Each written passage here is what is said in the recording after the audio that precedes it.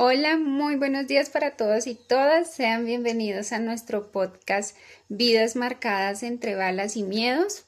Hoy analizaremos el caso de Javier desde la perspectiva del análisis de la conducta, abordando dos de sus conductas y explicándolas desde el aprendizaje operante y clásico. Hoy los acompañamos Natalia Briceño y quien les habla Liliana Herrera. Esperamos que disfruten este episodio y aprendan con nosotras. Gracias, Liliana. Es muy agradable para mí que estemos compartiendo este espacio y muy buen día para todos los oyentes. Para dar inicio es importante el contexto. De esta manera, el caso de Javier parte de un pueblo donde llegan los paramilitares. Nos centramos en una familia de 6 integrantes, mamá, papá, 2 hijos, abuela y un sobrino, y que tienen un negocio. Javier, el hijo mayor de 11 años, nuestro principal personaje, al momento de la llegada de los paramilitares se encontraba apartado de su casa. En ese momento, su mamá, llena de amor y preocupación, sale a buscarlo. Al salir, se enfrenta verbalmente con integrantes de este grupo, ya que eso estaba prohibido. A mediados de las 7 de la noche llegó Javier a la casa, muy golpeado, ya que después de que los paramilitares los tuvieran en el templo y les dijeran: mujeres, señores, se abren de aquí, él salió corriendo, pero corría con los ojos cerrados, porque sentía que le iban a disparar.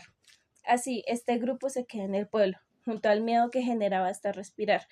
Las personas debían tener sus casas cerradas y estar adentro desde temprano. No se podía hacer ruido y lo más importante era refugiarse. Esta situación dejó sentimientos de culpa en Javier, ya que su mamá estaba embarazada. Tras la llegada del grupo paramilitar y la preocupación de su hijo perdido, le dio un dolor en la parte baja del abdomen, en donde se produjo un aborto y no se pudo controlar. Hasta la adultez, Javier menciona que tiene la culpa de que su hermanita no esté con ellos. Bueno, Natalia, a partir de lo que nos comentas podemos observar dos situaciones. La primera es esa respuesta emocional de Javier al momento de querer resguardarse y que corre con sus ojos cerrados debido al miedo y a la sensación de que tenía que le iban a disparar. La segunda es la evitación al contexto social debido a los paramilitares, ya que las personas se quedaban en sus casas y en silencio, siempre buscando ese refugio para protegerse.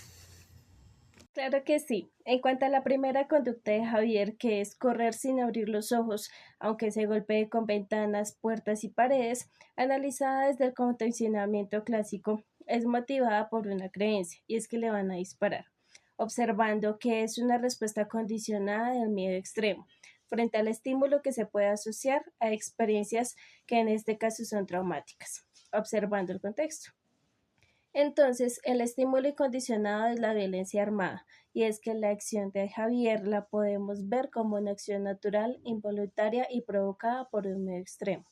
Así, la respuesta incondicionada es este miedo que acabo de mencionar, el cual es intenso y conlleva una activación fisiológica, como la tensión, la huida y el pánico. Entonces, el entorno por sí solo es un estímulo neutro que no genera pánico. Pero entonces llegamos al estímulo condicionado, ya que después de las experiencias, estos estímulos neutros se relacionan directamente con el estímulo incondicionado, que es la amenaza y el peligro de muerte, generando que exprese el peligro. Que el contexto se convierta en un estímulo condicionado y que Javier, al correr sin abrir sus ojos, a pesar de pegarse con las cosas, esté dando respuesta condicionada a dicha situación o estímulo condicionado, en donde se muestra mayor importancia de la supervivencia que al dolor. Natalia, y es que como lo menciona Pablo, la conducta observada en Javier se puede identificar como el resultado de un aprendizaje asociativo, en donde el miedo, la huida y la importancia de sobrevivir cambiaron los estímulos neutros, cambió cómo él observaba su entorno y ahora lo asocia a emociones negativas. Y es que Pablo lo planteó, cuando un estímulo neutro se asocia repetitivamente con un estímulo adversivo, Este adquiere la capacidad de provocar por sí solo respuestas automáticas. Pero mira que también podemos asociar la segunda conducta desde el condicionamiento operante, que nos ayuda a entender cómo algunas conductas se repiten según lo que pasa después de hacerlas. En el relato vemos que después de la llegada de los paramilitares, Javier y su familia desarrollaron una conducta muy marcada de huida y de evitación del peligro. Por ejemplo, podemos ver cómo Javier corría con los ojos cerrados para llegar a casa después de que lo soltaron del templo. Cerraban el negocio temprano y se refugiaban todos en un espacio muy pequeño de la casa cuando habían balaceras o presencia de paramilitares. También después de cierta hora simplemente ya no salían. Esto nos muestra claramente cómo ese miedo y el peligro influyeron directamente en su comportamiento diario. Si lo vemos con un análisis funcional, primero tenemos los antecedentes, que son la presencia de paramilitares, los disparos, las amenazas y ese miedo constante con el que vivían todos los días. Luego está la conducta, que en este caso es esconderse, huir, cerrar el negocio, no salir, y en Javier es correr con los ojos cerrados para llegar a casa. Finalmente están las consecuencias, donde si bien estas acciones permiten huir del peligro y sentirse un poquito más seguro.